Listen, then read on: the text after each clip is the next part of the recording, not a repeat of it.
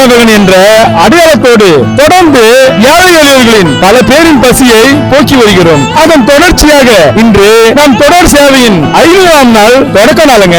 தொடக்கத்தை சிறப்பிக்கும் வகையில் தேடல் சேவகன் ஏற்பாட்டில் கறிக்குழம்புடன் சாப்பாடு, ரசம், பாயாசம், தண்ணீர் பாட்டல் மற்றும் தூய்மை பணியாளர்களுக்கு தட்டுடன் சர்க்கரை, நாட்டு சர்க்கரை ஆகியவற்றை வழங்கி சிறப்பித்து நிகழ்வுங்க.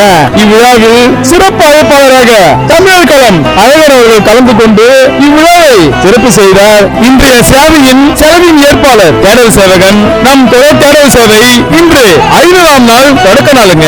இந்த சேவை செய்வதற்கு நான் பணம் படுத்தவன் கிடையாதுங்க.